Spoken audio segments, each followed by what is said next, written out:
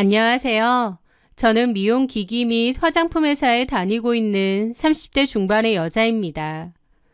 유튜브 채널을 보다 보면 현실판 사랑과 전쟁 같은 사연들이 참 많던데 예전 같았으면 저도 에이 저런 일이 세상에 어디 있겠어? 하고 웃어 넘겼을 겁니다. 하지만 제가 그런 일을 겪어보니 현실이 드라마보다 더하다는 것을 알게 되었죠. 저는 오늘 처참하게 파탄나버린 제 결혼 이야기를 들려드리고자 합니다. 이혼을 먼저 요구한 건 저였습니다. 제 남편이었던 그 자식과 저를 지옥으로 몰아넣었던 그의 상간녀 때문이었죠. 제 전남편 이명우와 저는 같은 회사 동기였습니다. 입사 동기로 만나 4년간의 사내 연애 끝에 결혼했죠. 저는 홍보 마케팅팀 과장이었고 남편은 구매관리팀 과장이었습니다. 나름 회사에서는 인정받는 동기 커플이었고 저희의 미래는 탄탄대로일 거라 믿었습니다. 평화롭던 제 회사 생활에 폭풍이 몰아치기 시작한 건 저희 팀을 이끌던 제가 진심으로 존경하던 저희 팀 팀장님이 더 좋은 조건으로 다른 회사에 이직하면서부터였습니다. 팀원들과의 관계도 업무 분위기도 최고였던 터라 아쉬운 마음이 컸지만 더 좋은 조건으로 가시는 거다 보니 팀장님의 앞날을 축복해드렸죠. 그리고 그 빈자리에 새로운 팀장이 오게 되었습니다. 새로 부임한 팀장의 이름은 장혜숙. 해외 유학파 출신의 글로벌 유명 화장품 회사에서 근무했다는 이력을 가지고 있었습니다. 저희는 모두 새로운 팀장에 대한 기대를 품었습니다. 하지만 그녀는 성격 파탄자에 다른 사람들을 깔보고 그러는 와중에도 일은 정말 못하고 고집불통인 최악 중의 최악인 상사였습니다. 첫날부터 자신을 유학파 출신이자 글로벌 화장품 브랜드에서 근무를 했다고 말하며 거들먹거렸습니다. 팀원들과의 첫 회의 자리에서 그녀는 팔짱을 낀 채 저희를 훑어보며 말하더군요. 내가 글로벌 회사에서 일해서 여러분들보다는 보는 눈도 다르고 제품에 대한 시선 자체가 다를 거예요. 게다가요, 회의도 이런 식으로 안 해요. 기본적으로 아젠다 공유도 안 되어 있고 너무 주먹구구식. 앞으로 제가 다 뜯어 고쳐야겠네요. 그녀의 오만한 태도에 팀의 분위기는 순식간에 얼어붙었습니다. 그런데요, 좀 유별나게도 팀장은 다른 팀원들보다 유독 저를 싫어하고 못 잡아먹어서 안달인 게 보였습니다. 제가 입사 8년차 과장이고 팀의 핵심 인력이기도 한데 저를 사사건건 무시하고 괴롭혔죠. 제가 몇 주간 밤새워 준비한 신제품 런칭 홍보 기획안을 발표하는 주간 회의 시간이었습니다. 지난 몇 주간 제 모든 것을 쏟아부은 결과물이었거든요. 이전 팀장님이었다면 역시 김 과장이라며 칭찬해 주셨을 자신이 있는 기획안이었죠. 저는 차분하게 프레젠테이션을 진행했습니다. 그런데 팀장은 제 기획안을 대충 훑어보더니 코웃음을 쳤습니다. 김 과장, 기획안이 이게 뭐야? 대학생 과제 수준도 안 되네. 이렇게밖에 못해요? 내가 전에 말했던 해외 시장 레퍼런스는 찾아보긴 했어요? 내가 말한 부분은 다 했냐고. 네, 팀장님. 그 부분도 기획안 안에 들어있습니다. 어디 들어있어? 내가 볼 땐 전혀 반영 안 됐구만. 아니, 실력이 없으면 남의 말을 잘 듣기라도 하던가. 진짜 과장이라는 사람이 다시 해오세요. 오늘 안으로. 그런 식이었습니다. 어떤 부분이 어떻게 별로다 구체적인 게 아니라 막연하게 제가 한 건 다 별로고 다 이상하다. 다시 해와라 그런 식이었죠. 저만 느낀 게 아니고 다른 팀원들도 팀장님이 유독 과장님을 싫어하는 것 같다라고 할 정도였습니다. 게다가 다른 팀과의 협업 회의에서는 그런 무시가 더욱 심해졌어요. 마치 저를 일부러 망신 주려는 듯한 의도까지 보였죠. 당장 답할 수 없는 질문들을 하면서 저를 공경에 빠뜨리려는 의도가 보였거든요. 그래서 김 과장이 말하는 이런 방식으로 홍보 마케팅을 진행했을 때 10대 인플루언서 마케팅 채널별 예상 수익률은 어떻게 되죠? 그 부분은 세부 진행한 단계에서 구체화할 예정이었습니다. 현재 단계에서는 전체 시장 기준으로 제가 준비를 했고 제가 바로 대답하지 못하고 머뭇거리자 그녀는 기다렸다는 듯이 과장되게 한숨을 쉬며 말했습니다. 내가 미치겠다 진짜.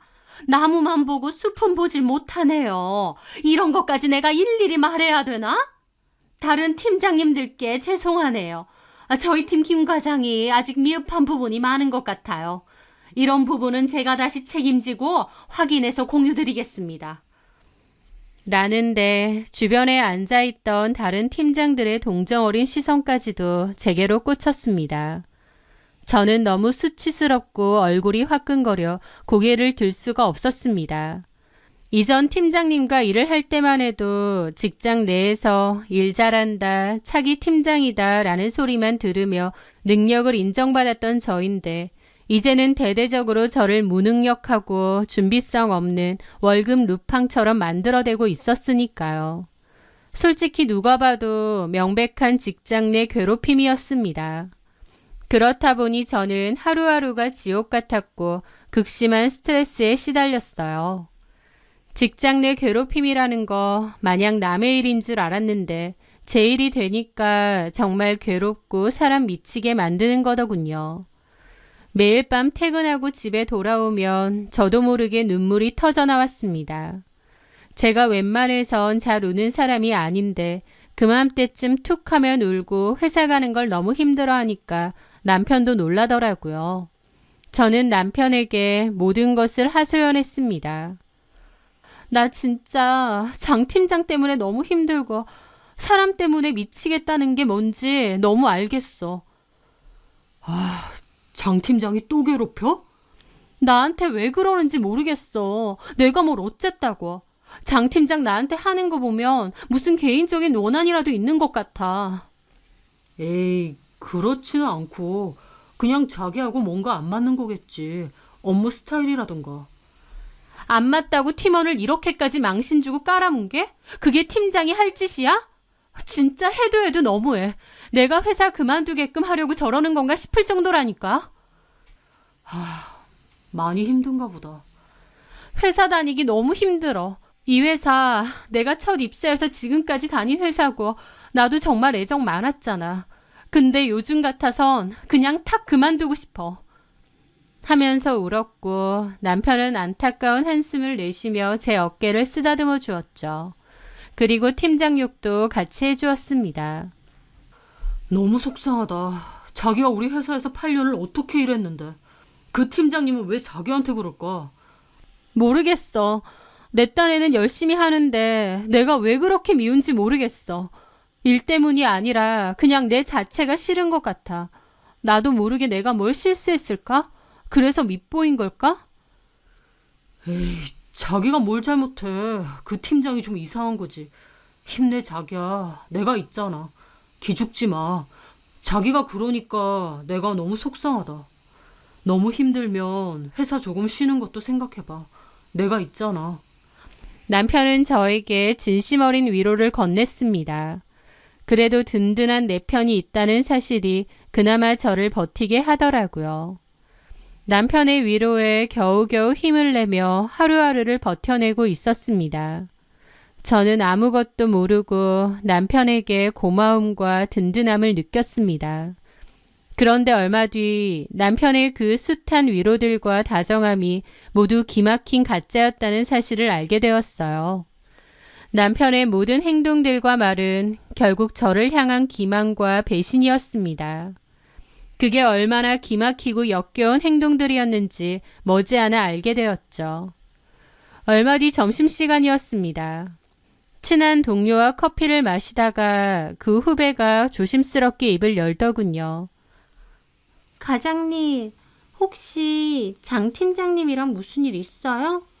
유독 과장님이 하시는 말은 다 싫어하시고 꼬투리 잡고 그러시는 것 같아요. 과장님이 내는 아이디어도 다들 괜찮은데 무조건 커트해버리고 그래놓고 교묘하게 바꿔서 자기가 낸 아이디어처럼 하고 그 후배도 느끼고 있었던 모양이더라고요. 그러게 말이에요. 내가 그것 때문에 진짜 너무 힘들고. 근데요, 과장님 그거 들으셨어요? 뭐요? 과장님한테 더 김 빠지는 소리일 것 같아서 말하기 좀 조심스러운데 장 팀장님이요. 우리 회사 대표님 조카래요. 그러니까 사장님 친동생의 딸인 거죠. 네? 정말요? 네, 저도 건너들었는데요. 그래서 꽂아준 거래요. 장 팀장님 맨날 자기가 뭐 글로벌 화장품 브랜드에서 일을 했네 어쩌네 했는데 그것도 인맥으로 들어갔던 거고 일도 잘 못해서 금방 잘렸대요. 외국 회사들이 사람 자르는 거 더 얄짤없잖아요. 실력도 없는데 인맥으로 들어온 거라서 오래 다니지도 않고 정리됐나 봐요. 그리고 한국 들어와서 큰아빠 덕분에 저희 회사의 팀장으로 바로 들어온 거고요.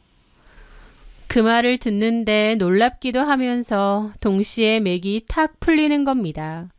눈앞이 정말 캄캄해졌죠. 솔직히 제가 지켜봐도 장 팀장이 정말 일을 못했거든요. 일도 못하고 딱히 대단한 경력이 있거나 화장품 분야에서 잔뼈가 굵은 사람도 아닌데 저 근거 없는 자신감은 뭘까 했는데 그게 결국 대표님의 조카라서 그런 거였습니다. 애초에 실력이 아니라 백으로 들어온 사람이었고 그래서 저렇게 아나무인으로 굴 수 있었던 거예요. 그런데 그 말을 듣고 제가 맥이 탁 풀린 이유는 마지막 희망까지 사라졌기 때문이었습니다. 직장 내 괴롭힘이라는 게 증거를 모으는 것도 정말 쉽지 않거든요. 그래도 하다 계속 나한테 너무 심하게 굴면 인사팀에 정식으로 문제를 제기하겠다는 각오가 있었는데 대표 조카면 그렇게 하는 것도 힘들잖아요. 팔은 안으로 굽는다고 제 편을 들겠나요? 아니면 조카의 편을 들겠나요? 그 사실을 안 순간 절망감이 온몸을 덮쳤습니다. 그리고 더불어 깨달았어요. 이 회사에서 더는 못 버티겠다는 것을요. 대학교 졸업하고 이 회사에 처음으로 입사했고 그 뒤로 한 번도 회사를 옮긴 적 없이 열심히 일했습니다. 그만큼 애정도 많고 회사에 대한 진심도 컸어요. 이 회사 안에서 남편도 만났고요. 그런데 이유 없는 팀장의 무시와 괴롭힘, 거기에 그 팀장이 대표님의 조카라는 것을 안 그 순간 이 회사와의 인연도 끝이라는 것을 직감했습니다. 절이 싫으면 중이 떠난다고 결국 내가 여길 그만두는 게 맞겠구나 깨달았다고나 할까요? 저는 그날 전에 이직하셨던 팀장님께 전화를 걸었습니다. 팀장님은 굉장히 반갑게 전화를 받아주시더라고요. 이런저런 대화를 하면서 조심스레 혹시 거기 과장급으로 자리는 없느냐 물어봤습니다. 팀장님도 놀라시더라고요. 김 과장은 더 좋은 조건 있어도 그 회사 남아서 끝까지 뼈 묻을 줄 알았는데 회사에 애정도 정말 많았잖아. 그랬는데요. 새로 오신 팀장님 때문에 너무 힘들고 그러네요.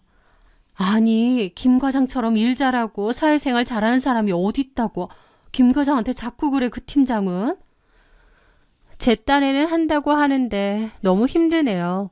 그래서 염치불구하고 한번 여쭤봤어요. 김 과장 정도면 너무 괜찮은 인재지. 회사 입장에서 얼마나 열심히 해주고 애살이 있어. 그런데 지금 우리 팀에는 당장 자리가 없고 일단 내가 내일 회사 가면 이래저래 좀 알아볼게요. 꼭 우리 회사 아니더라도 김 과장 직급에 맞게 좋은 조건으로 옮길 수 있는 곳이 있는지. 정말 감사합니다, 팀장님. 너무 마음 쓰지 말고. 네, 감사해요. 그렇게 팀장님은 적극적으로 제 자리를 알아봐 주신다고 했습니다. 그게 너무 감사하면서도 또 한편으로는 너무 억울한 겁니다. 왜 내가 도망쳐야 하지? 내가 그토록 애정을 가지고 열심히 다닌 회사인데 왜 저런 낙하산의 괴롭힘 때문에 여기서 나가야 되지? 그런 생각이 머릿속을 가득 채웠거든요. 장 팀장 그 여자만 아니면 저는 그 회사를 그만둘 생각이 조금도 없습니다. 하지만 장 팀장과의 괴롭힘과 갈등 때문에 저는 너무 지쳐 있었어요. 결국 그만두는 것으로 다시 가닥을 잡고 다른 자리를 조금씩 알아보기로 했습니다. 너무 이전 팀장님만 믿고 있긴 그렇고 제 나름대로도 경력직으로 옮길 만한 곳을 찾아보기로 했죠. 그렇게 얼마 뒤였습니다. 저는 장 팀장이 저에게 시킨 일이 있었는데 장 팀장이 회의실 안에 들어가서 얘기하자고 하더라고요. 그렇게 회의실에 둘만 앉아 있는데 바깥이 훤히 보이는 유리문으로 된 회의실이었습니다. 언제나처럼 장 팀장은 제 기획안을 보며 트집을 잡기 시작했습니다. 제가 듣기엔 전혀 중요하지도 않은 말도 안 되는 그냥 트집들이었어요. 너무 지치더라고요. 그런데 그때 마침 다른 팀에서 장 팀장을 잠깐 부르더라고요. 장 팀장은 저보고 잠깐 기다리라고 하고 급하게 회의실을 나갔죠. 저는 착잡한 기분으로 한숨을 푹푹 쉬며 제가 쓴 기획안을 다시 보고 있는데 그때였습니다. 장 팀장이 급하게 간다고 본인 휴대폰을 책상 위에 올려두었는데요. 그 폰이 울리기 시작했습니다.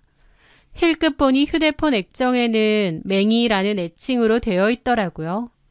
애칭을 보니 남자친구인가 싶었는데 어쨌든 제 폰은 아니니 그냥 냅뒀습니다. 그런데 한참 동안 요란하게 울린 전화는 끊이지 않고 또 울린 거예요. 회의실 가득 벨소리가 울리니 좀 시끄러웠죠. 그때 마침 다른 과장님이 회의실 문을 빼꼼 열고 그러더군요. 김 과장, 회의실에서 전화벨이 너무 울리네요. 아, 과장님, 근데 이 폰이 제 게 아니고 장 팀장님 거라서요. 그러면 잠깐 받아서 자리 비웠다고 해줘요. 밖에까지 소리 너무 크게 들려요. 네, 알겠어요. 저는 어쩔 수 없이 잠깐 망설이다가 전화를 받았습니다. 팀장님이 자리를 비웠다고 말해주려고 했는데 제가 전화를 받자마자 누군가 엄청 다급하게 그리고 다정하게 말을 하더라고요. 전화 왜 이렇게 안 받아? 나 좀 있다가 비행시간인데. 여기 면세점인데 저번에 뭐 사달라고 했잖아. 그게 기억이 안 나네. 뭐였더라? 지금 빨리 얘기해줘. 사고 탑승하러 가야 돼. 그런데 그 목소리를 듣는 순간 저는 그대로 심장이 멈추는 느낌이었습니다. 수화기 너머로 들려오는 목소리, 그 목소리가 너무 익숙했거든요. 네, 바로 제 남편 이명준의 목소리였습니다. 명준 씨? 제 목소리에 갑자기 정적이 찾아오더라고요. 남편도 갑자기 제 목소리가 들리니 더 이상 대답을 안 하는 것 같았습니다. 저는 떨리는 손으로 휴대폰 액정을 다시 확인했습니다. 설마 했는데 역시나 제 남편의 번호가 선명하게 찍혀 있었죠. 제 남편의 이름도 아니고 맹이라는 애칭으로요. 딸깍, 남편은 그대로 전화를 끊어버렸습니다. 남편은 해외 출장이 있었거든요. 그날이 돌아오는 날이었는데 면세점에서 장 팀장에게 이런 전화를 걸었던 겁니다. 너무 어안이 벙벙하고 이게 다 무슨 일인가 싶어서 한참이나 서 있었어요. 왜 장 팀장 핸드폰에 내 남편이 맹이라는 애칭으로 저장되어 있는지, 왜 내 남편이 장 팀장에게 전화해서 너무나도 가깝고 다정한 말투로 면세점 물품 얘기를 하는지, 말도 안 되는 상황이라 멍하게 있었습니다. 그 순간 팀장이 들어와서는 왜 남의 휴대폰을 만지냐며 제게 소리를 질렀습니다. 김 과장, 지금 뭐 하는 거예요? 남의 폰을 왜 함부로 만져요?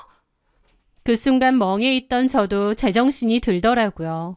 팀장은 제 손에서 폰을 확 뺏어갔습니다.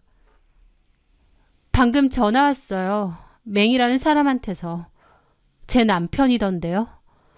제가 그렇게 말하자 잠 팀장은 처음에는 조금 당황한 눈치였지만 이내 아무렇지 않게 대답하더라고요. 아, 명준 씨, 이 과장? 출장 간다길래 면세점에서 부탁 좀 했어요. 좀 구해달라고. 왜?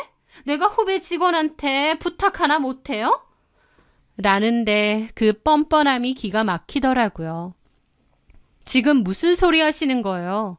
제 남편이 팀장님 보고 반말하던데요? 팀장님도 제 남편을 맹이라는 애칭으로 해놓으셨고요. 장 팀장은 팔짱까지 끼면서 그러는 겁니다.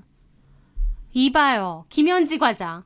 여기는 회사예요. 이명준 씨가 김현지 과장하고 부부라는 건 아는데 그건 집에선 하지. 나도 회사에서는 이명준 과장하고 친해. 애칭이야 그냥 장난삼아 해놓은 거고. 출장 간다길래 필요한 거 좀 대신 사달라고 한 거고. 그게 뭐 문제돼요? 내가 이명준 씨랑 무슨 사이라고 생각하는데요? 네? 뻔히 제가 다 듣고 봤는데도 이렇게 뻔뻔하게 나오는 겁니다. 와, 장 팀장 이 여자가 사람을 진짜 바보 천치로 아나 싶더라고요. 게다가 장 팀장은 오히려 저를 몰아가는 겁니다. 김 과장, 지금 무슨 상상을 하는 거예요? 혹시 의부증 있어요? 그래서 이명준 과장이 좀 힘들어했나? 팀장님, 목소리 낮춰요. 여기 회사예요. 그런 거 구분 안 돼요? 내가 이명준 과장하고 뭔 얘기를 했는데 나 원래도 회사 후배한테 부탁할 거 있으면 부탁해. 그리고 김 과장, 남의 핸드폰 함부로 그렇게 뒤져보고 그러는 거 아니에요. 기본도 없어요? 참나. 그러면서 당당하게 그냥 회의실을 나가는 겁니다. 말도 안 되는 그 뻔뻔함과 당당함에 오히려 말문이 턱 막히더라고요. 저는 그날 집에 돌아온 남편에게 모든 것을 따져 물었습니다. 그런데 남편 역시 펄쩍 뛰며 어쨌든 회사 상사인 팀장이니까 비위를 맞춰준 것뿐이라고 잡아떼는 거예요. 그냥 편하게 회사 밖에서는 반말해도 된다고 해서 한 것뿐이고 애칭도 그냥 팀장이 그렇게 하자고 해서 별 생각 없이 한 거라면서 자기를 애칭으로 저장한 줄도 몰랐대요. 솔직히 이게 말이 되나요? 제가 그때 전화를 받았을 때 남편의 목소리나 말투는 그냥 애인한테 말하는 그 말투, 그 이상도 그 이하도 아니었습니다. 아무리 편하게 지내자고 한들 미쳤다고 회사 상사한테, 그것도 본인은 유부남인데 그런 식으로 전화를 하겠나요? 말도 안 되는 변명인데 진짜 박박 우겨대니 그 앞에 장사가 없더라고요. 저는 남편한테 거짓말 그만하라고, 도대체 장 팀장하고 무슨 사이냐고, 그리고 언제부터 그리 친했느냐 따졌고, 남편은 그런 거 아니라고, 자기도 그냥 사회생활 하는 것 뿐이라고 미친 듯이 우기고 펄쩍 뛰더라고요. 남편 왈 자기도 장 팀장이 대표님 조카인 거 알았기 때문에 비위 맞춰준 것 뿐이래요. 하지만 제 입장에선 그 말이 사실이라도 얼마나 소름 돋겠나요. 제가 장 팀장 때문에 그렇게 스트레스 받아 하고 힘들어하던 거 그 누구보다 남편이 잘 알잖아요. 제 앞에선 장 팀장 욕하고 편들어주고 안쓰럽다고 하더니 뒤에서는 장 팀장이랑 반말하고 애칭 쓰고 서로 부탁 들어주고, 그게 말이 되나요? 저는 처음으로 남편의 또 다른 면을 본 것 같았습니다. 남편과 저는 그 일로 정말 심하게 싸웠습니다. 그 전까진 그렇게 크게 싸울 일조차 없었는데 그 일로 정말 심하게 싸웠습니다.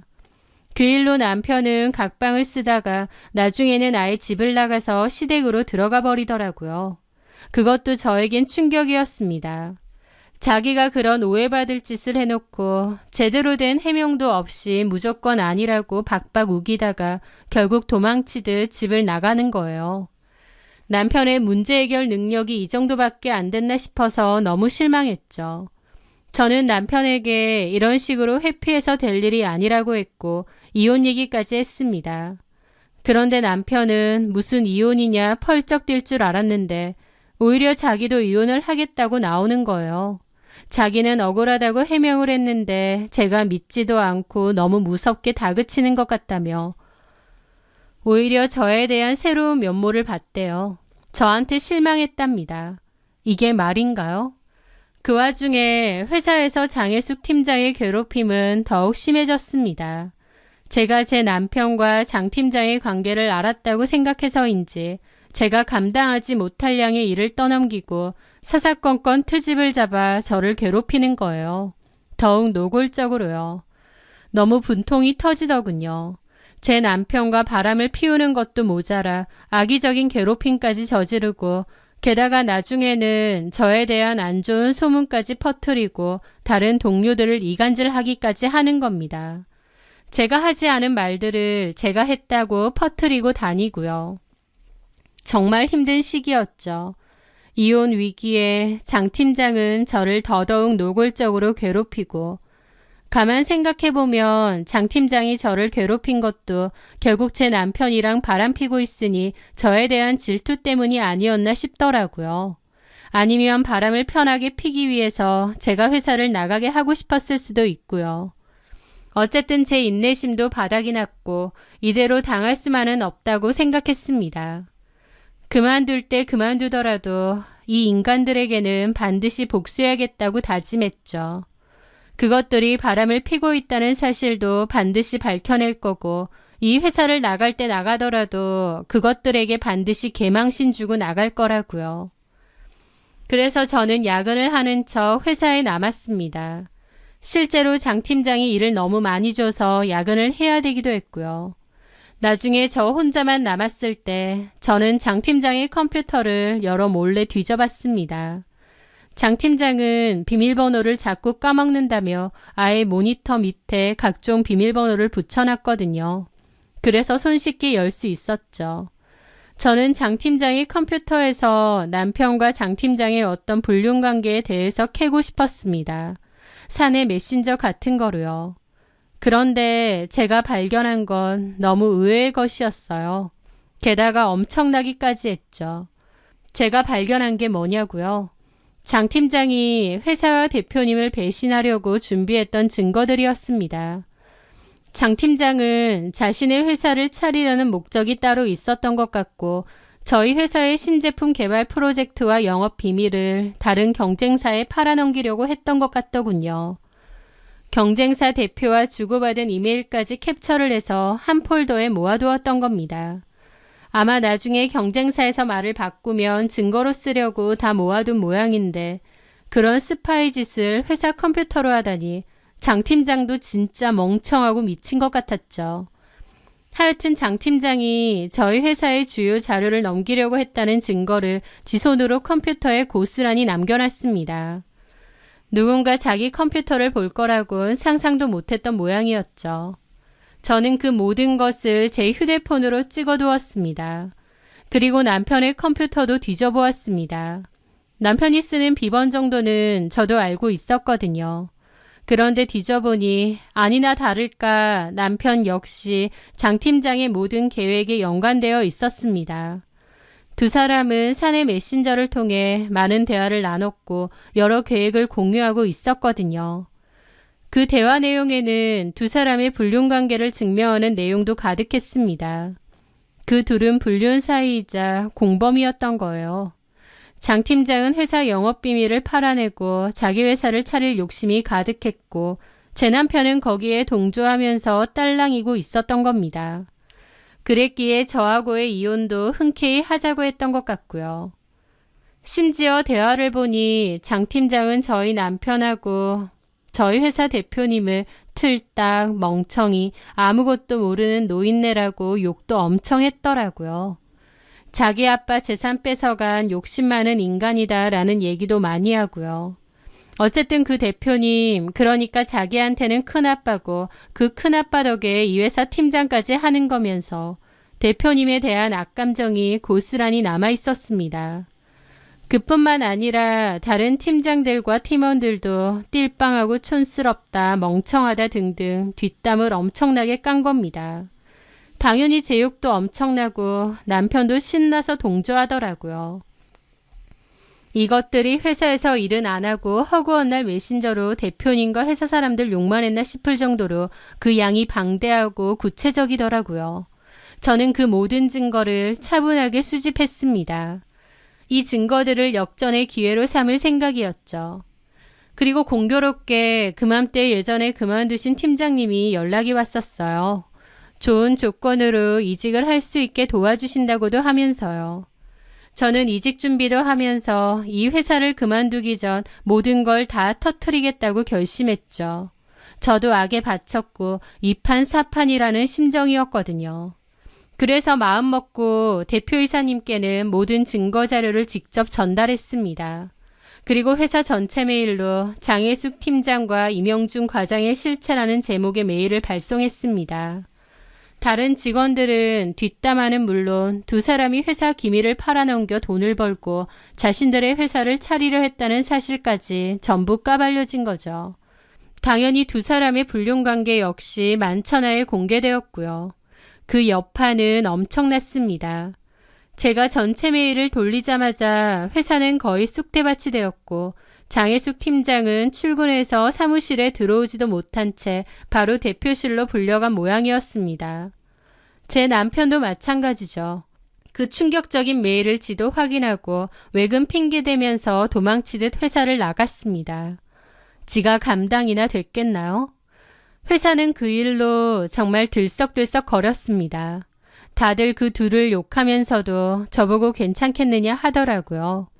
저는 괜찮다고 이판사판이라고 했습니다. 회사 사람들은 저보고 용기 있다고 하면서도 제 안위를 많이 걱정하더라고요. 저도 물론 불안함이 없진 않았습니다. 그런 큰일을 저질렀으니까요. 하지만 그 후련함이 더 컸기 때문에 조금도 후회는 없었습니다. 장혜숙은 얼마 뒤 인사팀 직원들과 보안팀 직원들이 동행을 하고 모든 직원이 지켜보는 가운데 짐을 상자에 담았습니다. 그렇게 고개 빳빳이 들고 다른 사람 무시하고 잘난 체하던 그 여자는 파리한 얼굴로 이를 꽉 깨물고 상자에 개인 짐을 담더라고요. 그런데 이 미친 여자가 회사 사람들이 웅성거리며 쳐다보니까 갑자기 무슨 구경 났냐고 소리를 지르는 겁니다. 진짜 미친 줄 알았어요. 그렇게 뻔뻔하게 나오니 거기 있던 팀원들도 다 열받아서 손가락질하면서 비난을 퍼부었죠. 사람들도 다 뚜껑 열린 겁니다. 당연히 구경 났죠. 회사 영업비밀 팔아넘기려고 하고 유부남이랑 바람까지 피신 분인데 이보다 더 큰 구경이 또 있습니까? 어쩐지 일도 거지같이 못하면서 어떻게 팀장이 됐나 했어. 대표님 덕에 낙하산 들어온 주제 대표님 뒤통수 제대로 때리고 진짜 미친 거 아니야? 회사 분위기 개똥으로 만들 때 내가 알아봤다. 당장 짐 갖고 꺼지세요. 그쪽 때문에 업무가 안 되잖아. 라면서 사람들 다 손가락질하고 욕하더라고요. 저도 그렇지만 장 팀장 그 여자의 싸가지 없는 태도에 알게 모르게 얼마나 원한을 많이 샀는지 회사 사람들 전부 한마음 한뜻으로 욕하고 손가락질하는 겁니다. 그런 반응에 장혜숙도 몹시 당황했는지 얼굴 시뻘개진 채로 부들부들 거리더니 급하게 상자 들고 나가더라고요. 그런데 설상가상 문 앞에서 상자 밑부분이 터졌고 물건들 다 바닥에 떨어지고 난리 났죠. 장혜숙 얼굴 시뻘개져서 물건 주워 담더라고요. 그러자 누군가 조롱하더라고요. 어디 한번 봐봐. 회사 기밀도 팔아넘기려고 했는데 회사 비품은 안 챙겨가는지. 누군가 그렇게 외쳤고 사람들 다 장혜숙을 비웃었습니다. 장혜숙은 얼굴이 터질 듯이 빨개져서 울 것 같은 얼굴로 물건들을 대충 주워 담더라고요. 저는 그 모습을 가만히 지켜봤습니다. 장혜숙은 저를 보고는 희번뜩하게 노려보더니 도망치듯 뛰쳐나가더라고요. 그 마지막 꼴이 얼마나 비참하고 우스꽝스러웠는지 모릅니다. 추후 장혜숙은 당연히 큰아빠인 대표님에게도 손절당하고 고소가 줄줄이 걸려있다고 했어요. 당연히 제 전남편 임영준도 마찬가지였습니다. 임영준을 기다린 건 회사에서 건 소송과 사람들의 따가운 시선, 조롱, 그리고 제가 올려둔 이혼 서류였죠. 임영준도 장혜숙이나 다름없이 도망치듯 회사에서 쫓겨났습니다. 저는 그 사이 사람들의 위로를 받으며 조용히 사직서를 작성했습니다. 사실 이 난리를 피웠을 때는 회사를 그만둘 각오는 당연했죠. 그리고 마침 공교롭게 퇴사하셨던 전 팀장님으로부터 좋은 자리가 있다는 얘기도 전해 들었고요. 이 지긋지긋한 사건의 중심에서 이 회사에 더는 미련을 두고 싶지 않았습니다. 하지만 제가 사직서를 제출하려 하자 오히려 동료들이 저를 말리더군요. 잘못한 건 그 사람들인데 왜 저보고 그만두냐고 하는 겁니다. 저도 좀 억울한 부분은 있지만 그래도 이런 큰 사태를 만든 건 나기 때문에 그만두는 게 맞다는 생각도 있었어요. 그럴 각오로 저지른 일이었고요. 그런데 대표이사님이 저를 따로 대표실로 부르셨습니다. 회사에 분란을 일으켰기에 무거운 마음으로 대표실로 들어갔죠. 그런데 대표이사님은 저보고 왜 사직서를 제출했느냐고 물으셨어요. 저는 회사에 분란을 일으켰기 때문에 그만두는 것이 맞다고 했죠. 그랬더니 대표님은 그런 이유라면 제가 제출한 사직서는 반려하겠다고 하시더라고요. 그리고 오히려 제 덕분에 회사 영업비밀이 유출되기 전에 막은 것 아니냐며 오히려 회사를 구한 일이라고 얘기해 주셨습니다. 장 팀장에 대해서도 얘기하면서 철딱선이 없지만 그래도 족하고 동생이 간곡히 부탁을 한 거라서 외면하기 힘들었다. 원래 낙하산 이런 거 딱 질색인데 친동생 부탁이라 어쩔 수 없이 팀장 직급으로 들어오게 한 거다. 그런데 이 사건 이전에도 문제도 많고 업무적인 역량도 너무 없고 심지어 사내 분위기까지 망친다는 보고를 여러 번 받았다. 이대로 같이 가야 되나 아니면 가족이라고 해도 끝을 내는 게 맞나 나도 고민이 많았다. 그러던 중 이 사건이 터진 거다 라고 얘기를 해주시더라고요.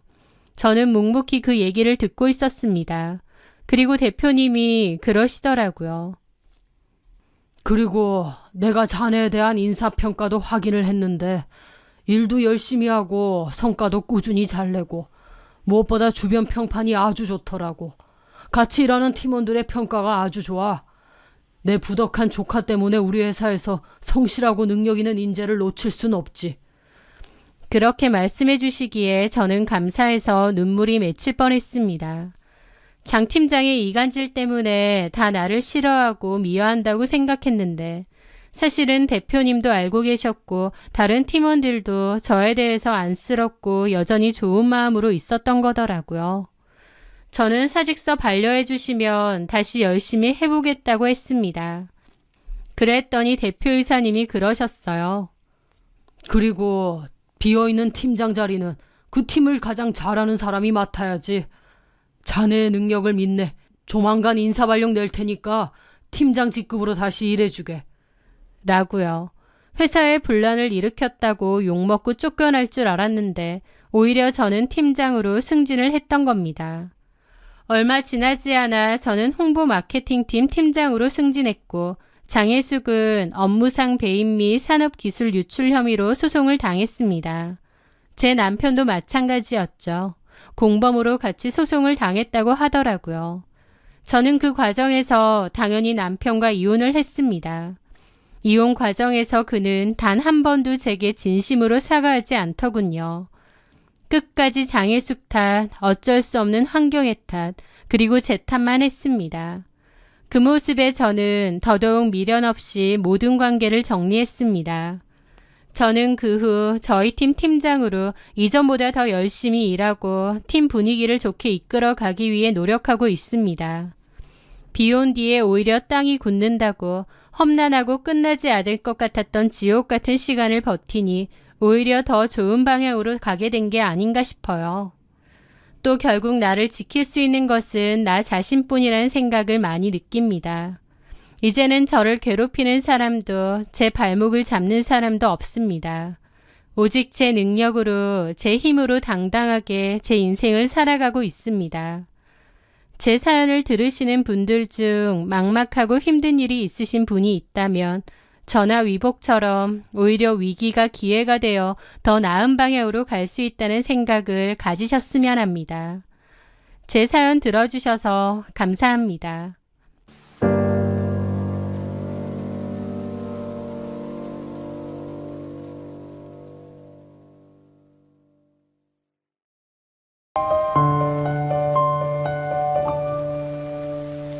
안녕하세요. 사연 많은 유튜브 구독자 여러분. 인생은 한 치 앞도 모르는 거라지만 저는 제가 이렇게 짧은 결혼 생활을 끝으로 이혼을 하고 돌싱맘이 될 줄은 몰랐습니다. 제게 일어난 어쩌면 막장 드라마보다 더한 이야기를 익명의 힘을 빌려 풀어보려고 합니다. 저는 현재 딸아이를 홀로 키우고 있는 30대 중반의 돌싱녀이고 한 홍보회사의 마케터로 일하고 있습니다. 저는 아는 지인을 통해서 전 남편을 소개받게 되었는데요. 법원에서 일하는 공무원이라고 하더라고요. 소개팅 자리에서 그 남자를 처음 만났는데 넥타이나 구두, 시계도 명품이고 많이 신경 쓰고 나왔더라고요. 차도 비싼 외제차를 타고 나왔고요. 상당히 멋을 많이 부리는 사람이구나 싶었습니다. 그런데 다소 가벼워 보이는 첫인상과 달리 대화를 해보니 생각도 깊고 또 마음의 상처도 있는 사람이었어요. 그 남자는 사실 전 여자친구랑 헤어진 지 반년밖에 안 됐다면서 그 여자랑 결혼까지 약속했는데 갑자기 이별 통보를 받았다고 하더라고요. 그래서 너무 힘들었는데 저를 만나니 그런 마음이 치유가 되는 것 같다고 했습니다. 사실 전 연인과 헤어진 지 얼마 안 된 사람을 만난다는 게 좀 부담스럽기도 했지만 워낙 대화도 잘 통하고 마음도 잘 맞아서 저는 그 사람에게 마음을 뺏기고 말았습니다. 그렇게 그 사람과 저는 몇 번의 데이트 이후 자연스럽게 연인 사이로 발전하게 되었죠.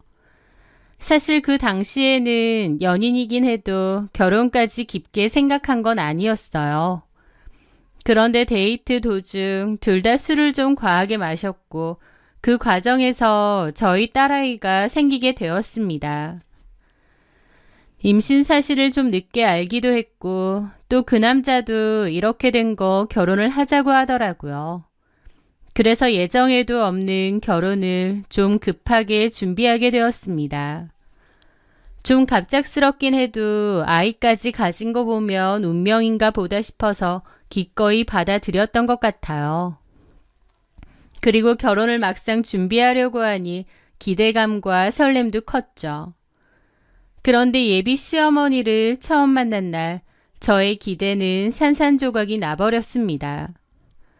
저를 위아래로 훑어보는 그분의 시선이 어찌나 차갑고 날카롭던지요. 함께 한정식집에서 식사하는 자리였는데 남편이 잠시 화장실에 간 사이 그분은 제게 정말이지 듣고 있기 힘든 말들을 쏟아내기 시작했습니다. 우리 아들 공무원 시키려고 내가 갖은 노력 많이 했어요. 정환이 아빠는 10년 전에 죽었고 나는 따로 경제력이 없었거든. 네, 우리 집이 예전에 꽤 잘 살았어. 정환이 아빠가 사업을 크게 했거든. 나도 사모님 소리 듣고 살았는데 정환이 아빠가 그렇게 되고 나도 정환이 혼자 키워야 되니 집도 줄여가고 살림살이도 줄여가고 그러다가 지금 이렇게 된 거지. 어쨌든 우리 정환이는 엇나가지 않고 열심히 공부해서 저렇게 공무원도 됐고. 네, 어머님. 정말 대단하세요. 저는 그렇게 말씀드렸는데 어머님이 저를 보시는 표정이 엄청 싸늘하더라고요. 그래, 대단하지. 내가 우리 정환이 하나 보고 그 고생을 했으니 나는 우리 정환이 참 괜찮은 여자랑 짝지어주고 싶었거든. 마침 전에 정환이가 만난다는 여자가 참 조건이 좋더라고. 그러면서 전 여친 얘기를 하시는 겁니다. 민영이도 들었나 모르겠는데 예린이라고 우리 아들하고 1년 정도 사귄 여자친구가 있었는데 나도 얼굴만 잠깐 봤어. 참 예쁘고 똘똘해 보이는데 들어보니까 약대 출신이고 대기업 화장품 회사 연구원으로 일하고 있다대.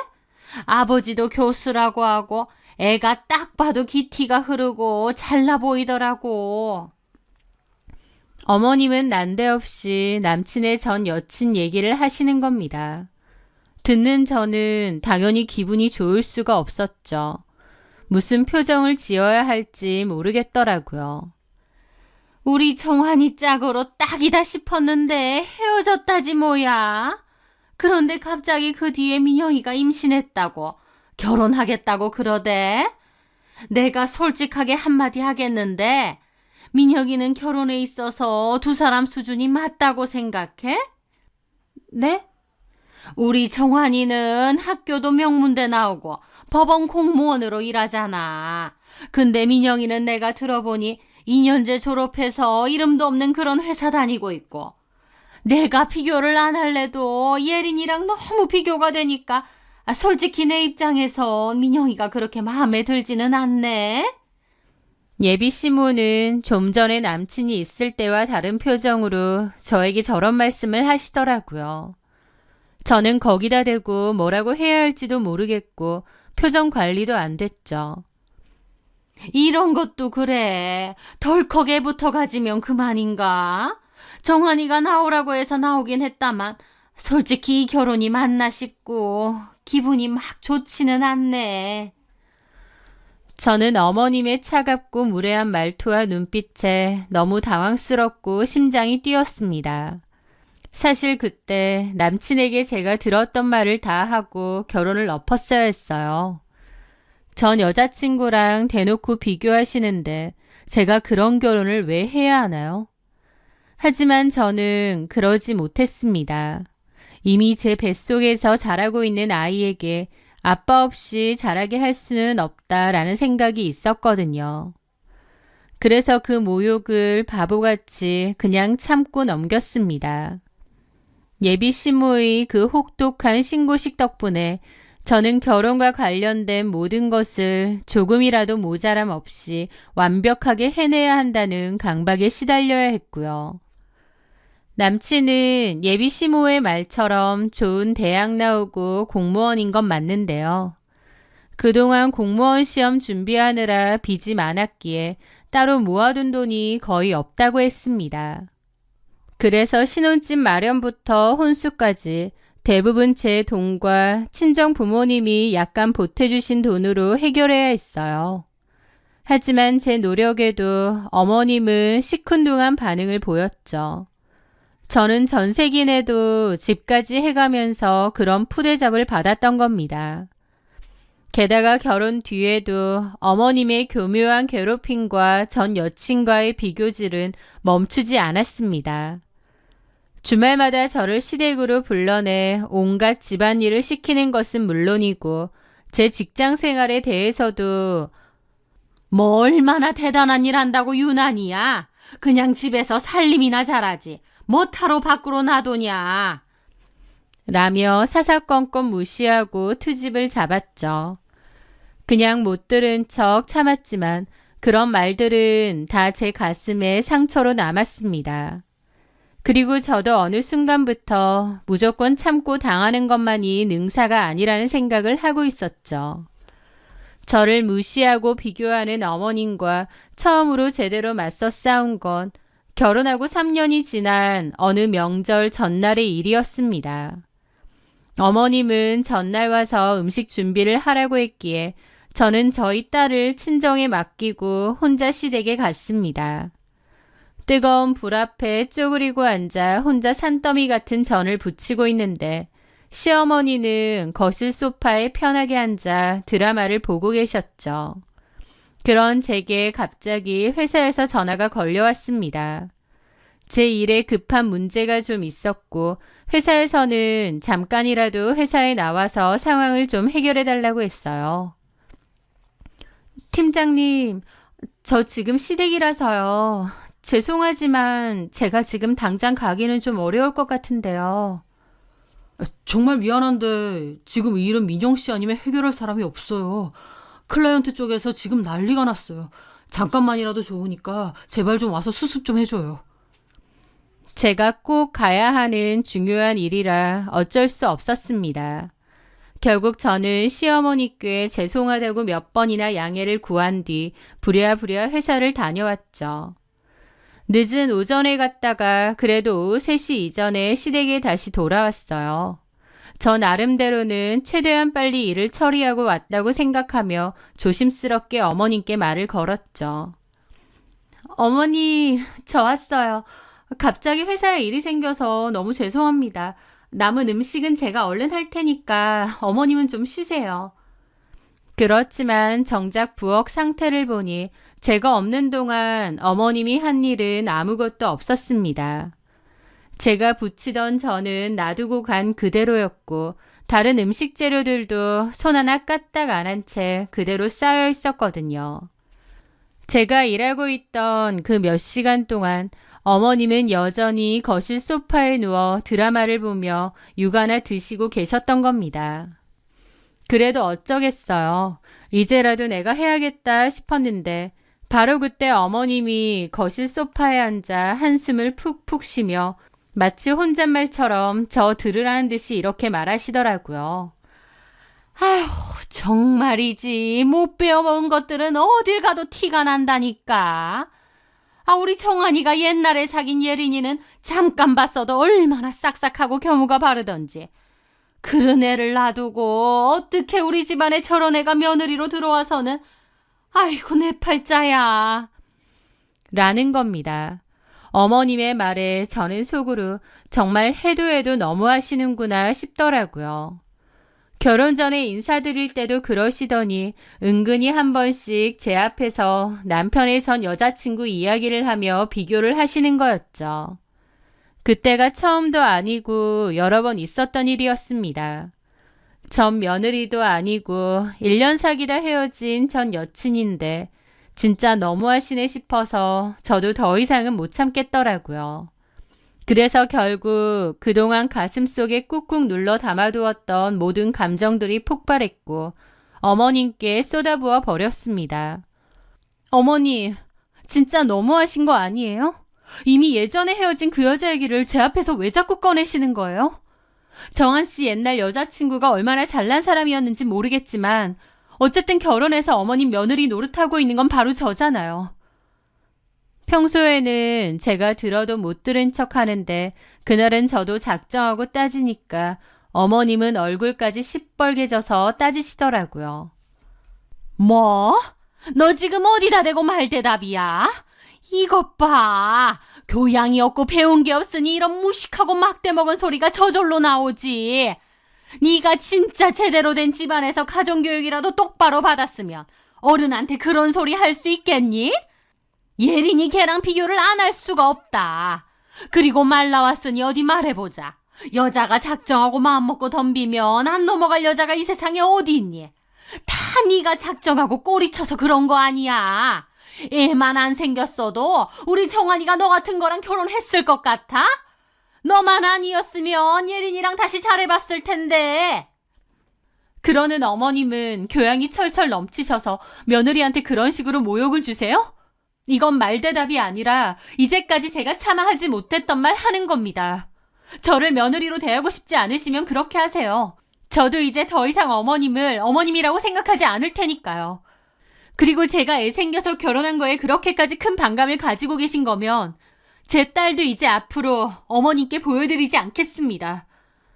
저는 굽고 있던 전이며 만들어놨던 잡채며 동그랑땡이며 모든 음식을 그 자리에서 바닥에 내동댕이 쳐버리고 그대로 시댁을 박차고 나왔습니다.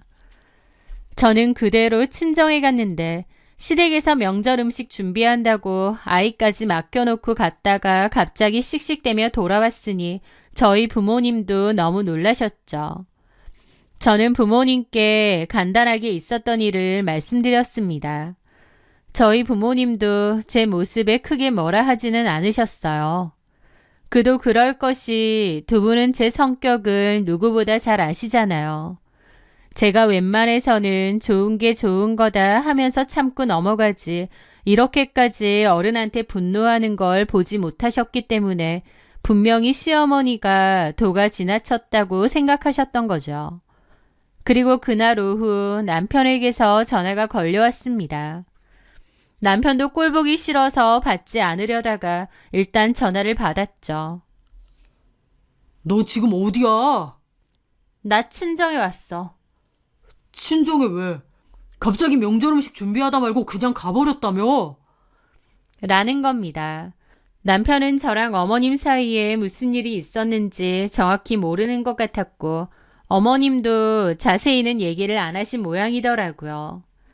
자기 엄마가 어떤지, 저한테 평소에 무슨 말을 하는지 알면서 제 걱정은커녕 다짜고짜 저에게 화부터 내기에 바빴는데 그런 남편에게도 너무 화가 났죠. 어머님한테 안 들었어? 엄마가 뭐? 너 엄마한테 잔소리 좀 들었다고 지금 삐쳐서 친정 가 있는 거야? 아, 그래서 지금 시위라도 하는 거냐고. 아, 네가 무슨 어린애야? 엄마가 그냥 툭툭 하시는 말씀이 하루 이틀도 아닌데 왜 오늘따라 이렇게 유난을 떨어? 뭐라고? 그냥 어머님이 잔소리 몇 마디 하신 건 줄 알아? 네 옛날 그 잘나신 약사 여자친구 이야기를 줄줄이 꺼내면서 나를 피임도 제대로 안 하고 남자 꼬셔서 애부터 덜컥 낳은 꽃뱀으로 만들던데 그게 그냥 단순한 잔소리야?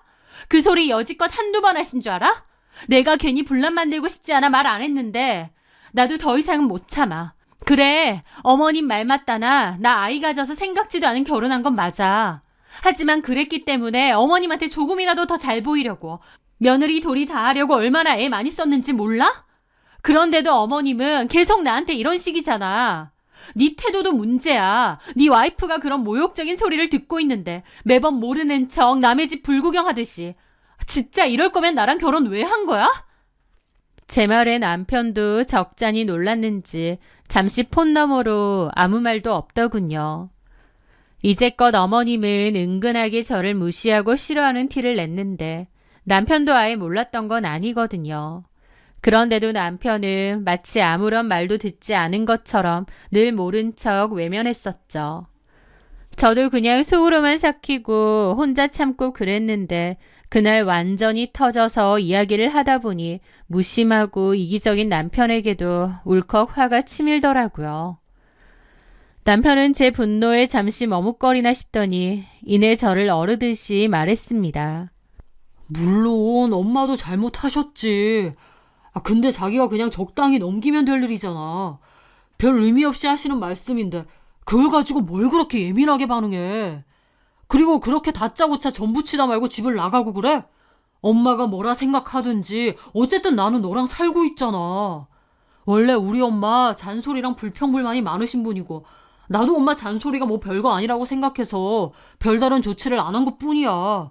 엄마가 무슨 말을 한들 어쨌든 나는 너랑 결혼했고 우리는 법적으로 부부잖아. 안 그래? 너 같으면 그런 말을 한 귀로 듣고 한 귀로 흘러보낼 수 있어? 내가 보기에 어머님은 아예 이혼했으면 해서 나한테 그러시는 것 같은데? 나도 더 이상은 못 참아. 솔직히 어머님 툭하면 나더러 임신해서 결혼을 했네 어쩌네 하시는데 그런 말들 결국 우리 은서 욕보이는 거나 마찬가지라고 생각해. 나 앞으로는 두 번 다시 시댁 관련된 그 어떤 행사에도 참여 안 할 거야. 시댁에서 부르면 너 혼자 다녀와. 나는 어머님이 나한테 진심으로 사과하시기 전에는 어머님도 볼 생각 없고 시댁에 발도 들여놓을 생각 없으니까.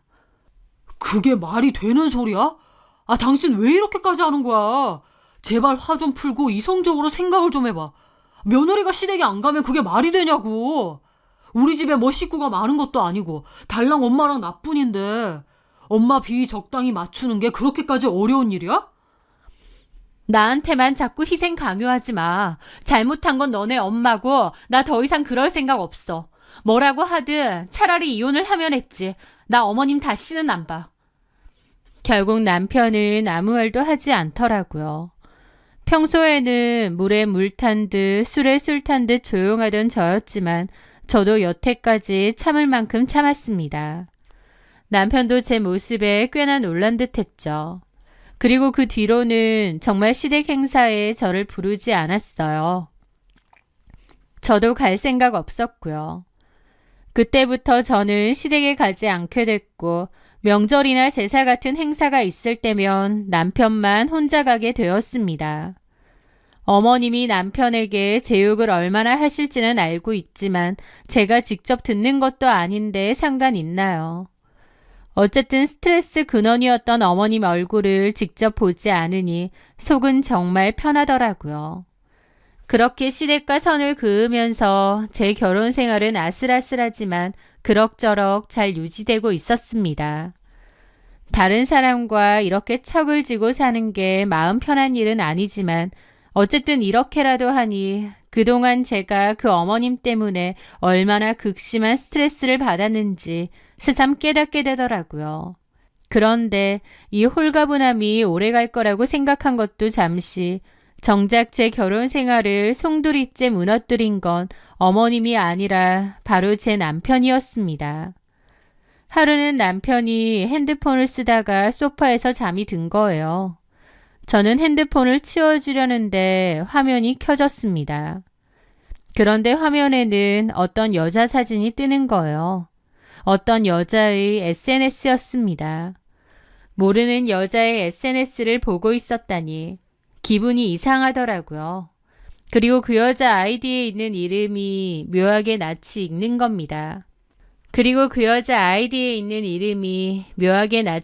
겁니다. 저는 일단은 그 아이디를 따로 적어 놓았었죠. 그리고 얼마 지나지 않았을 때였습니다. 회사 일을 마치고 돌아온 남편은 오늘 너무 피곤하다며 욕실로 목욕을 하러 갔어요.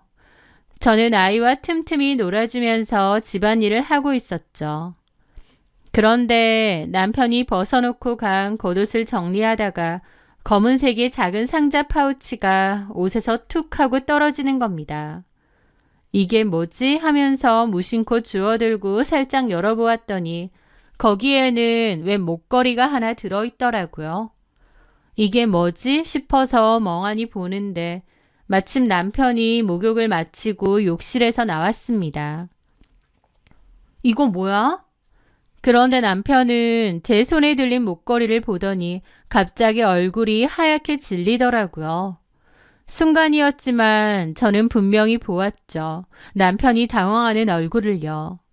그래서 그 순간 뭐지 싶었는데 남편이 표정을 바꾸고 바로 그러더라고요. 아, 이걸 먼저 보면 어떡해. 이거 너한테 주려고 산 깜짝 선물인데. 나한테 줄 선물? 그래. 우리 엄마 때문에 자기가 많이 속상했던 것도 있고, 또 내가 그 사이에서 내 역할 제대로 못했으니까 미안한 것도 있고 해서, 그래서 산 거야. 당신 놀라게 해주려고 한 건데, 그걸 발견했어? 남편이 제 거라고 하니 놀랍더라고요. 저는 좀 얼떨떨한 기분으로 말했죠. 이거 정말 내 거라고? 고마워. 생각지도 못했어. 특별한 기념일도 아닌데 갑자기 이런 걸. 꼭 기념일이어야 선물을 주는 것도 아니잖아. 이리 와봐. 내가 해줄게. 그러면서 제 목에 그 목걸이를 채워주더라고요. 저는 제 선물을 준비했다는 게 고마우면서도 한편으론 좀 미심쩍은 겁니다. 근데 케이스도 없고 뭐 보증서 같은 것도 없어? 딱 봐도 꽤 비싸 보이는데. 케이스랑 보증서 당연히 있지. 근데 서프라이즈로 주려고 했는데 케이스에다 넣어오면 바로 들키잖아. 그래서 일부러 그랬지. 회사에 두고 왔는데 다음에 가져다 줄게. 어때? 마음에 들어? 거울 한번 봐봐. 저는 남편에게 이끌려 거울 앞에 섰습니다. 예쁘더라고요. 그리고 저를 위해서 선물을 샀다는 남편의 마음이 고맙기도 하고요. 고마워. 이쁘다. 잘 어울리네. 남편은 그때 어딘가 모르게 뜨뜨미지근한 표정이 스쳤지만 애써 그런 것까진 신경 쓰지 않았습니다. 지금 생각해보면 서프라이즈 선물이 먼저 들켜서 아쉬워하는 사람의 모습이 아니었는데 그때 저는 그냥 기분 좋게 그 상황을 넘어갔던 거죠. 어쨌든 남편에게 모처럼 받은 선물이다 보니 즐거운 마음으로 목걸이를 잘 하고 다녔습니다. 그리고 또 한편으론 남편도 이렇게 노력하니까 나도 좀 더 노력해야겠다 싶었고 마음이 좀 달라지더라고요. 어머님 일 때문에 남편과 제 사이가 좀 소원해지기도 했는데 그 일 이후에 저도 좀 노력을 하기로 했습니다. 그런 날들이 좀 지났던 어느 날이었어요. 머리를 묶으려고 정리를 하다가 실수로 목걸이를 같이 당겨버렸고 뚝 하는 소리와 함께 통증이 확 느껴지더라고요. 깜짝 놀라보니까 제가 너무 세게 당겨서 목걸이가 끊어진 거였습니다. 수리가 필요했기에 보증서를 챙겨 들고 주얼리샵까지 가게 되었습니다. 남편에게는 그 뒤에 보증서를 받았었거든요. 그런데 그 목걸이 브랜드 매장에 가고 있는데 공교롭게도 전화가 걸려왔어요. 다름 아닌 시어머니한테서요. 그때 그 사건 이후로 따로 연락은 안 했는데 그날 전화가 왔더라고요. 저는 고민하다가 받지 않았습니다. 그런데 그때부터 끊임없이 연달아서 계속 전화가 걸려오더라고요. 혹시 무슨 일이 있으신가 싶기도 했던 저는 마지못해 전화를 받았습니다. 네, 어머님. 안녕하세요. 넌 전화를 왜 이렇게 안 받니? 그 사건 이후로 제가 찾아가지 않고 연락도 안 한다고 분명 말씀드렸는데 아무 일도 없었던 것 마냥 저렇게 말하시더라고요. 지금 밖에 나와 있어서요. 그런데 무슨 일로 전화하셨어요? 네가 시댁에 오지 않는다고 했지만 그렇다고 네가 우리 집안 며느리가 아닌 건 아니잖니? 갑자기 그러시는 겁니다. 정말 이상한 말이었죠. 언제는 저랑 그 전 여친이랑 비교하면서 며느리 취급도 제대로 안 하시더니 오늘따라 유난히 저에게 며느리로서의 의무와 책임을 강조하시다뇨. 그 모습에 뭔가 이상함을 느낀 저는 시어머니께 본론부터 물었습니다. 그래서 무슨 일로 저한테 연락하신 건데요? 제 말에 어머님이 그러시더군요. 며느리한테 전화도 못하니? 며느리라고 하나 있는데 참 내 꼴도 서글프게 됐다. 각설하고 내가 얼마 전에 병원에 가서 정기검진을 받고 왔는데 간이 좀 안 좋다고 하더구나. 당장 큰 병은 아닌데 무리하면 안 된다고 신신당부를 하더라. 그래서 말인데 네가 그때 나한테 버릇없이 굴고 아나무인으로 굴었던 그때 일 내가 다 눈 감고 용서해 줄 테니 이제부터라도 집에 와서 집안일 좀 제대로 도와라. 맨날 오라는 건 아니고 2, 3일에 한 번씩 와서 청소 간단하게 좀 하고 밑반찬도 좀 해놓고 가고 그 정도는 네가 좀 해야 되지 않겠니? 명색이 며느리인데? 라는데 입이 떡 벌어졌습니다. 그때 저한테 그렇게 하신 거 사과하시려고 전화한 것도 아니고 당신 몸 아프니 집에 와서 집안일 좀 해달라고요. 와, 저를 얼마나 무시하고 있는 건지 기가 막히고 화가 나더라고요. 어머님, 저 어머님 안 뵙고 시댁에도 다시는 안 간다고 하지 않았나요? 그때 어머님이 저에게 함부로 말하신 거 사과하려고 전화하신 것도 아니고 어머님 집에 와서 집안일 하라고요?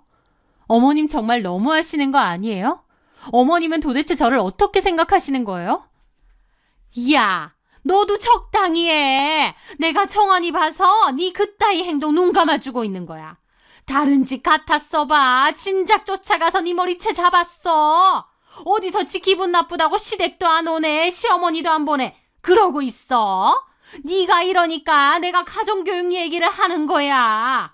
그리고 시어머니가 아프다는데 어머님 괜찮으세요? 저 때문에 죄송해요. 그러지는 못할 망정. 뭐가 어째? 제가 뭘 죄송해야 되는데요? 저한테 비교되는 말 하시고 전 여자친구랑 비교한 건 어머님이신데요. 며느리도 자식이라고 했다. 너 시어머니한테 그 정도도 안 하려고 하니? 저 말고 진짜 자식한테 시키시면 되잖아요. 필요한 거 있을 때 정한 씨한테 직접 말씀하세요. 뭐가 어째? 야! 내가 이렇게까지 다 용서해주고 기회를 준다고 하는데도 너 이따위로 나와? 너는 정말이지 하나부터 열까지 정이 안 간다. 네, 그러면 저 이런 일로 부르지 마세요. 저 이만 끊겠습니다. 그리고 집안일 해주실 분이 정 필요하시면 차라리 돈 주고 가사도우미 아주머니를 부르세요. 그게 어머님 건강에도 그리고 저희 관계에도 훨씬 더 도움이 될 것 같으니까요. 폰 너머로 빽빽거리며 악을 쓰는 어머님의 말을 무시하고 그대로 전화를 끊어버렸습니다. 그리고 너무나 화가 나고 신경질이 나서 곧바로 남편에게 전화를 걸었죠. 하지만 몇 통이나 걸었는데도 남편은 제 전화를 받지 않더군요.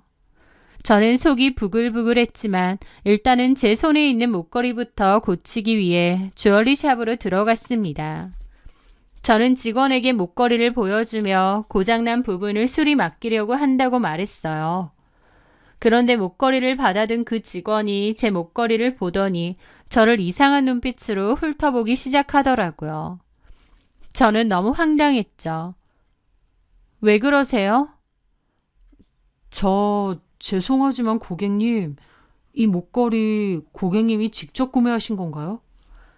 저는 너무 황당했습니다. 네? 그게 지금 무슨 말씀이세요? 이거 제 남편이 선물한 목걸이인데요. 여기 거 아닌가요? 보증서에 이렇게 되어 있잖아요. 남편분이 선물해 주신 거라고요? 라면서 갸웃거리는데 그 상황이 너무 어처구니가 없고 황당하더라고요. 저는 불쾌한 기분으로 따졌죠. 왜 그러시는데요? 뭐 문제 있나요? 여기 게 아니에요?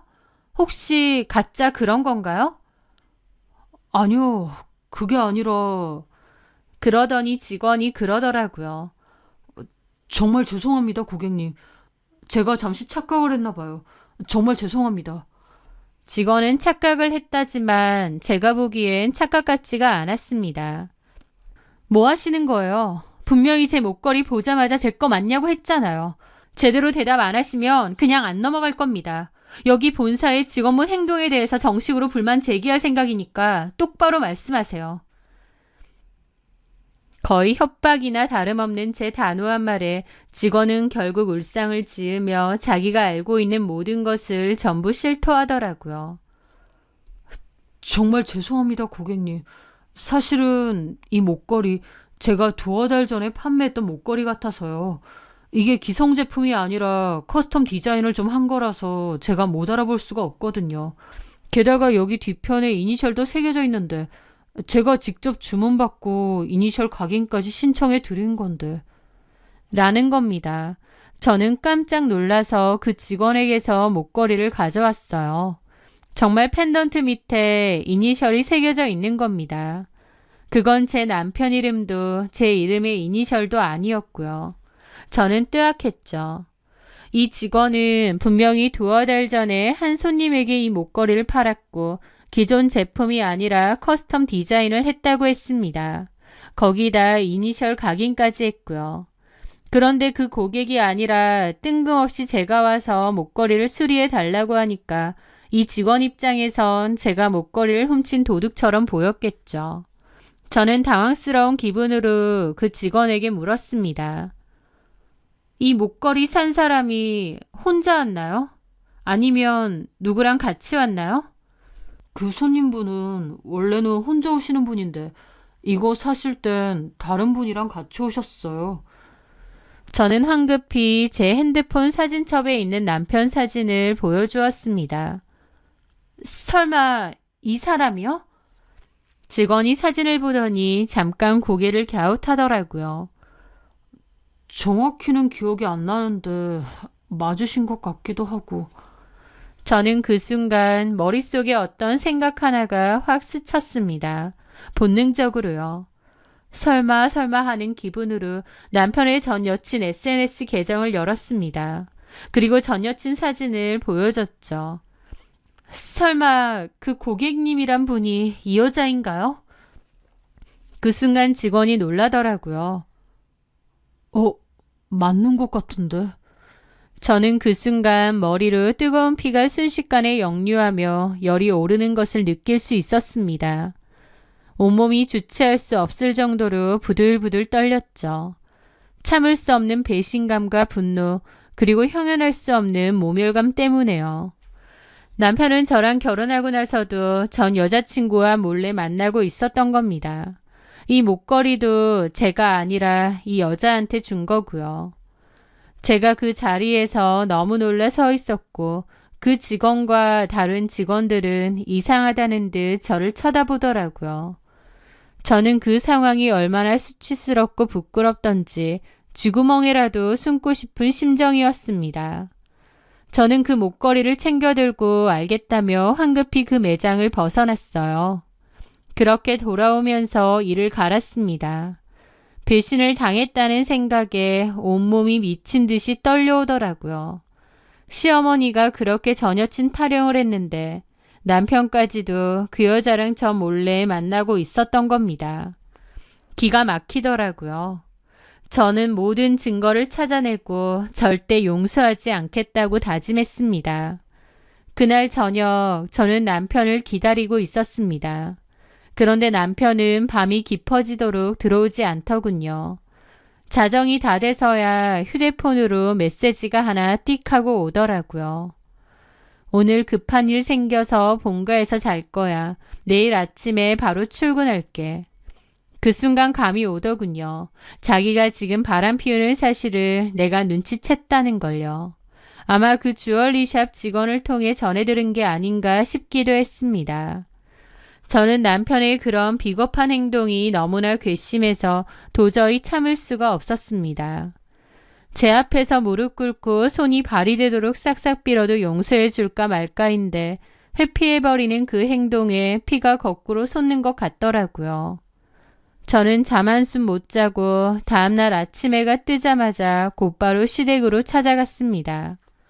그런데 시댁으로 가니 어머님은 아무것도 모르시는지 제가 어제 당신이 시킨 대로 본인 병수발을 들러온 줄 아시더라고요. 어제 그 난리를 치더니 그래도 좀 걸리긴 했나 보지? 저는 어머님 말을 무시하고 주변을 둘러봤습니다. 남편은 역시나 없더라고요. 이 집에 왔다는 것도 거짓말인 듯 했죠. 너무하니? 혹시 어머님도 이미 다 알고 계셨나요? 뭘? 어머님 아들이 지금 다른 여자랑 바람 피우고 있는 거요. 뭐?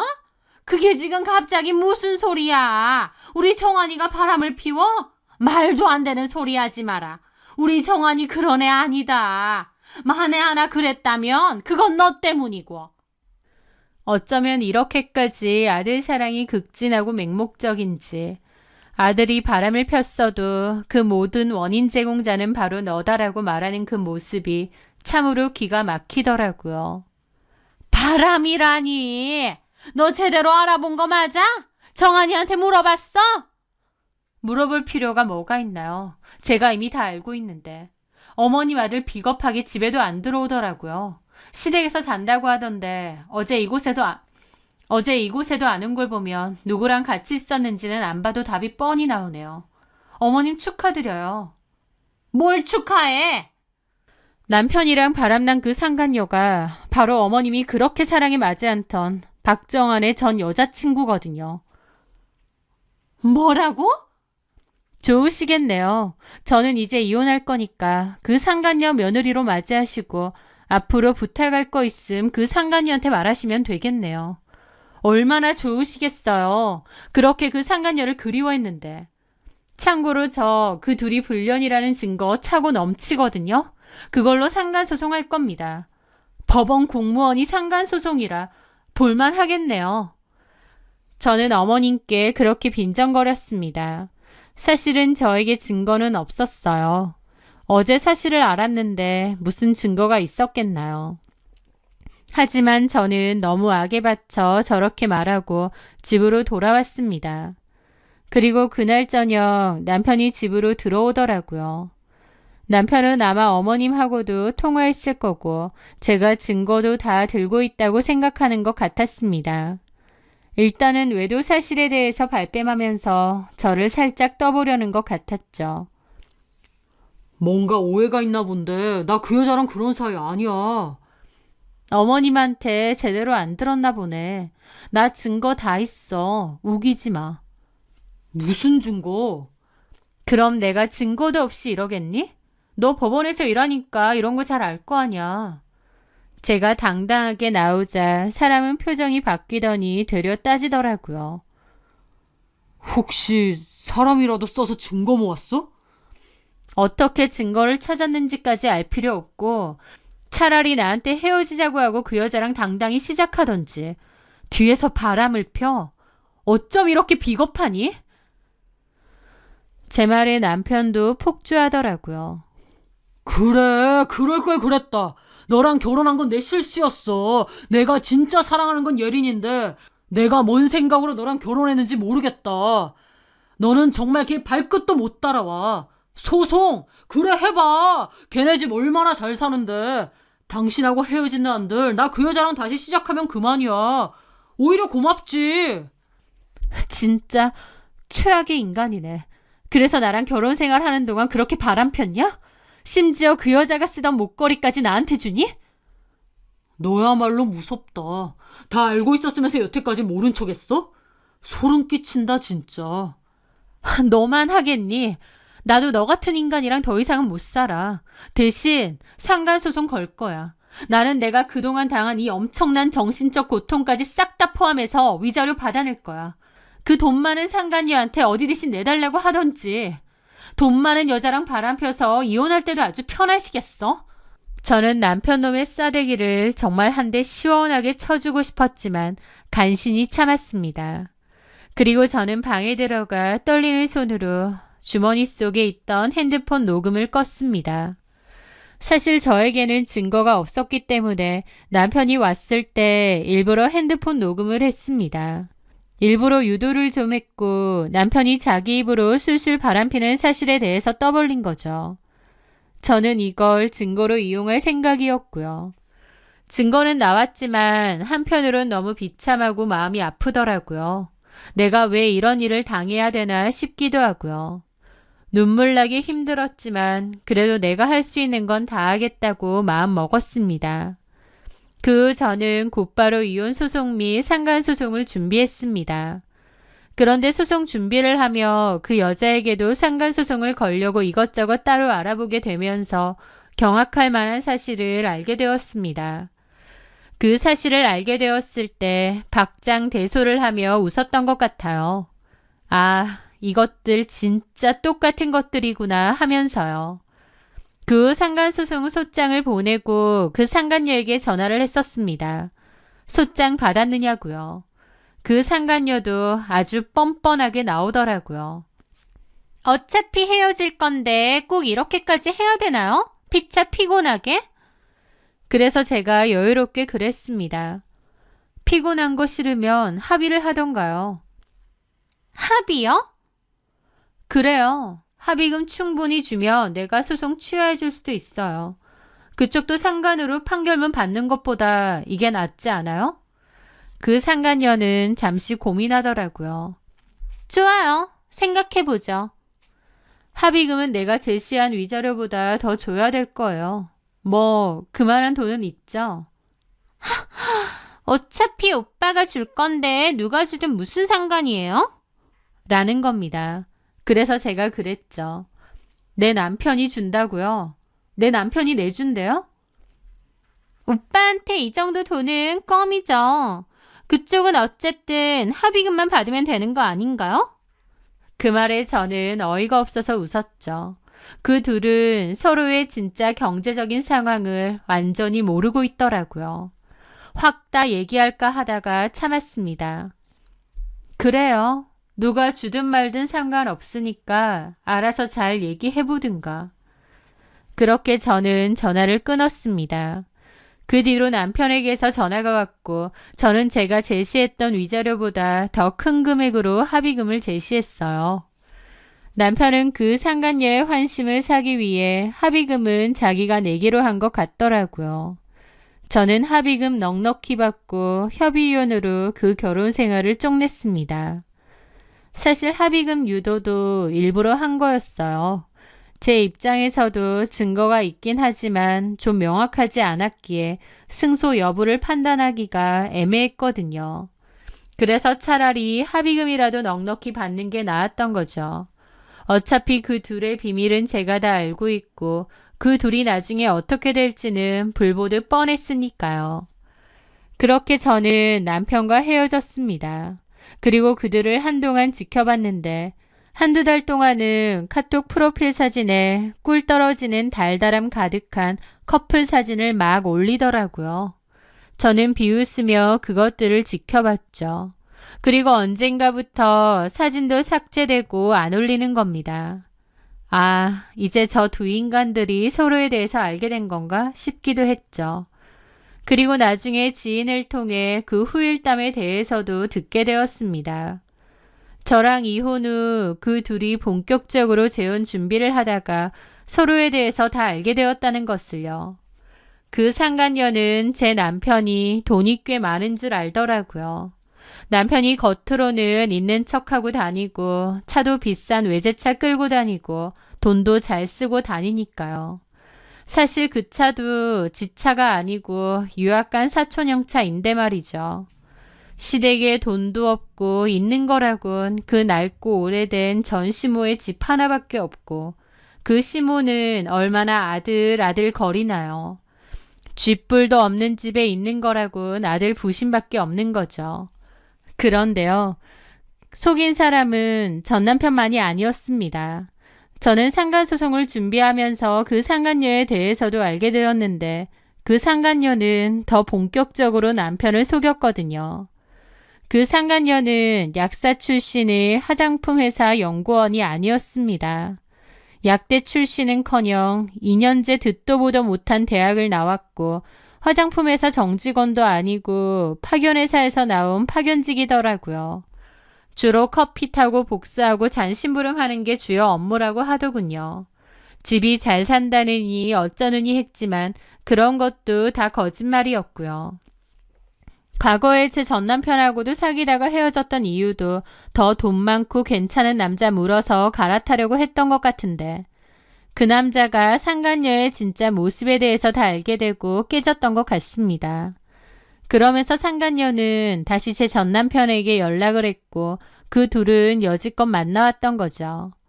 그러니까 서로 완전히 진실을 속이고 만났던 거고 또 서로 부자인 줄 알고 팔자 피려고 만났던 겁니다.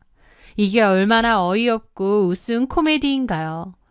저는 이혼 준비할 때 그 사실을 알았지만 그냥 모른 채 했습니다.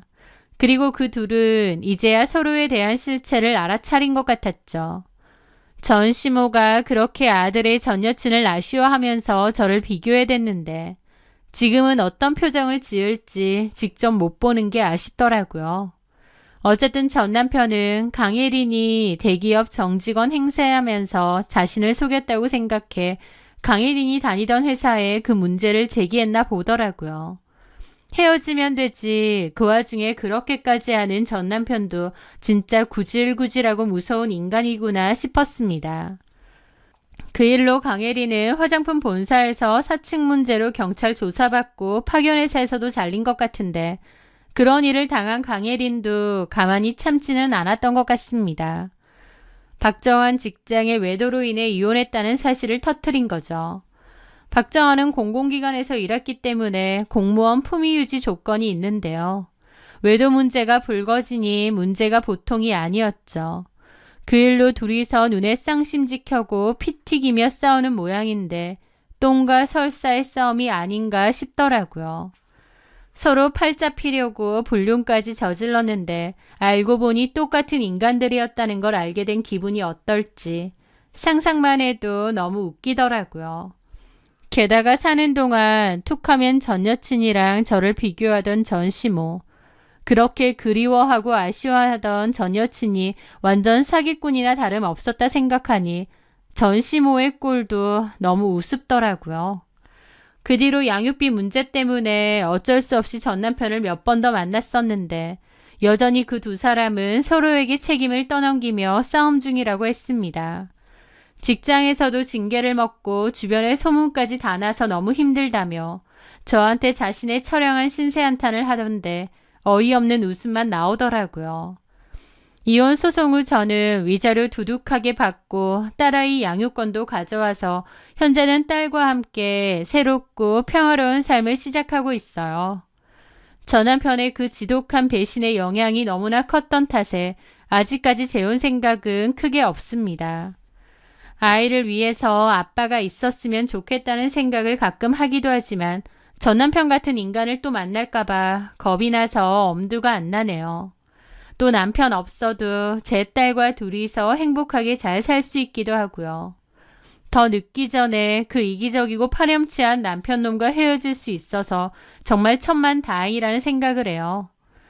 이혼 초반에는 싱글맘으로 직장일 하랴 어린애 보랴 몸이 2개라도 모자랄 정도로 힘들 때도 많았습니다. 물론 경제적으로 아주 넉넉하지는 않지만 제 마음은 그 어느 때보다 더 평화롭고 자유로워진 것 같아요. 제가 가장 힘들었을 때 곁에서 묵묵히 저를 지탱해 주셨던 소중한 분들에게 진심으로 감사한 마음으로 하루하루를 살아가려 합니다. 끝까지 들어주셔서 정말 감사합니다.